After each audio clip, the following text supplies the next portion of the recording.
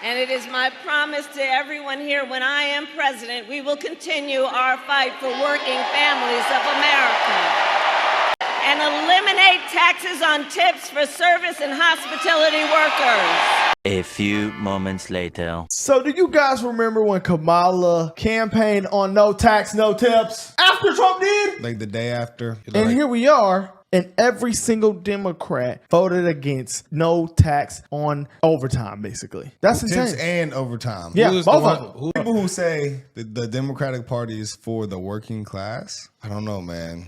But, you know, that's the fact still they tried insane. that hard not to pass it, and that's the party of the working class. Yet anything that benefits the working class, they're against.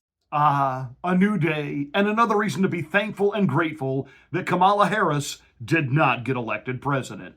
Let's get ready to rumble! You can't handle the truth! Somebody on the top of the line!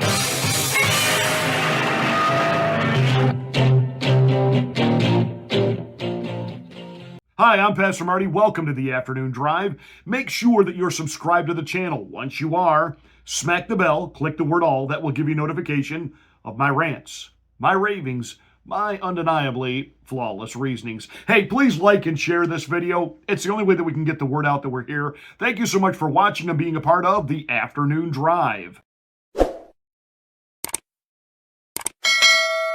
Apparently, the Democrats only have one strategy. It's about the only thing that they can coalesce around and decide that they're going to do, because the Democratic Party is completely leaderless and rudderless. Who's in charge of the party right now? Hakeem Jeffries? No, he's about as exciting as watching paint dry. Chuck E. Cheese Schumer? Mad Maxine Waters? These two lead these rallies, and they look like senior adults at a assisted care facility, protesting the kitchen for not serving Jell-O. I mean, it's just, they all look like escapees from Jurassic Park. They're inspiring no one, and AOC has become even more irrelevant and incoherent. And Ilhan Omar has her own issues, like, can you explain to us again why you married your brother to obtain citizenship, and that you never actually left the husband that you divorced? So there's a lot going on in Dem world. They are absolutely rudderless. But despite that, James Carville, Raging Cajun, saying that the Trump administration gonna just implode in 30 days if the Democrats just get out of the way, roll over, play dead, go sleep, and Trump will implode. It's all over. It's all over. It's all over. It's all over. Another, escapee from Jurassic Park who was relevant, 30 years ago? Yes, he helped orchestrate and get Bill Clinton elected. No small task. And he came up with one of the great singular political lines of all time. It was simple, it stuck with people, and it resonated with voters. It's the economy, stupid. That said, he stuck with the Clintons through all of their literal scandals and crimes, just like George Snuffleupagus, the so-called ABC News journalist. Yeah, okay. It was Raging Cajun James Carville that every time one of these women came forward alleging that Bill Clinton had, groped them, touched them, made unwanted, unreciprocated sexual advances at them, one even right out talking about rape that she suffered at his hands. James Carville would simply respond with things like, well, if you wave a $100 bill in a trailer park, something's going to come running trying to get it. And that these were all just basically low-rent trailer trash women that were trying to get money out of Bill Clinton. I seem to recall they had to pay Paula Jones just shy of $1 million, if memory serves me correct. But, Raging Cajun was all there for that. Raging Cajun, who, some on the right say, well, sometimes, he does talk conservative. He's on the Democratic Party about their woke and et cetera, et cetera. Yeah. Have you ever caught him or watched him catch himself? Because there's things he wants to say. These sissy, and that's not what he wants to say. I mean, he wants to say, He wants to not refer to LGBTQ community people by the appropriately accepted terms. I mean, he doesn't want to call them gay. He wants to call them. He does. That's James Carville. But remember, he wants to claim that he warned the Democratic Party about being woke, that he warned the Democrat Party that, working class men were tired of all the preachy women in the Democratic Party. Yet, who did they nominate? A preachy woman named Kamala. Camilla thinks she's a hottie Harris. And he was all on board with it. First he wasn't on board, then he was all on board. He said that Joe Biden had to go. Joe Biden had to go. Joe Biden had to go. Joe Biden had to go. After for months he was talking about he's fit, he's sound, he's mentally there. And then of course there was the train wreck of the debate. And then he's like, oh my God, he's got to go. He got to go. He got to go. He got to go. What a prophet you are, James. We were saying that in 2020 that he had mental cognitive decline. Jake Tapper jumped down Lara Trump's throat over that, basically saying that was conspiracy theory. And now James Tapper, yes, that CNN stalwart, has a book coming out talking about Joe Biden's mental decline. Wasn't there in 2020.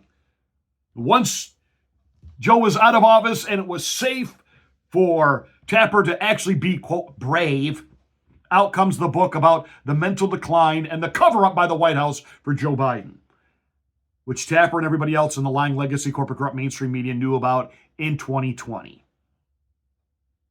But James Carville wanting to take this victory lap that I warned the Democratic Party. I warned the Democratic Party. They don't listen to me. They don't listen to me. We should have a primary. But just hours before the election, he was talking about it was going to be a landslide. Kamala was going to win it all, and this would be the end of MAGA. James Carville, like the typical Democrat, takes both sides and still is wrong. So now he's saying the Trump administration is going to implode. It's not going to implode. But what we're seeing now, they're out there protesting. They want DOGE, leave the IRS alone. They're trying to make this big thing about he actually asked employees to tell us what they do here all day.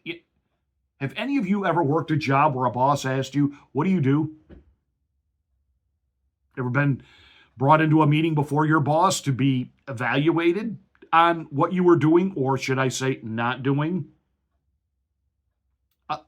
Everybody in the real world, the people that actually get up and go to work for a living and have their tax dollars go to Washington, D.C. to pay these people's salaries, don't have a problem with finding out, well, what do you do all day? And are you actually needed? They couldn't wait to complain. I mean, as soon as Elon Musk sent out that email saying, hey, we need to know what you do here. Well, they were quick to run for microphones at CNN and cameras to complain. I never saw anybody move faster than that, than if it was government workers at the DMV and somebody walked in and said, free donuts. Unbelievable. And DOGE is hitting them so fast, so hard, and Trump can't seem to get the messaging right on DOGE. Even some of his cabinet members didn't like the fact that Elon did this because they are, over these agencies, and these agencies have their own internal. Oh, shut up. We saw Elon at the first cabinet meeting. The cabinet members love him. He's gutting the waste. He admitted, yep, sometimes we might get it wrong, but we will correct it immediately. But he's not wrong on trying to find out who's getting a paycheck for doing nothing. How many of these paychecks to all these Social Security people, they keep making this thing about, he can't prove that all these Social Security checks are going to dead people. They're going to migrants. Why do you think the Social Security Department, you'd have to be completely stupid to think that there were people still alive at age 150. That money was meant to be covered up, and it was going directly into the hands of illegals so that they could be here. Biden paid people to come here. And Kamala stole a lot of ideas from Donald Trump. No tax on tips, no tax on overtime. She had no intention of following through with it. Case in point, What did the Democrats do? When it came up for a vote, they all voted nay. Remember, it was the Biden-Kamala administration that hired 18,000 IRS agents more. 18,000 more IRS agents to specifically go after people whose income is tip-based to make sure they're paying what they ought to be paying. Donald Trump says, let's make this really easy. If somebody works for tips, no tax. No tax on overtime. Bum, ba-dum, bum. Promise kept, promise made. You may not like everything Donald Trump is doing, but let's get really to the point here. He's doing exactly what he said he would do. Do Democrats?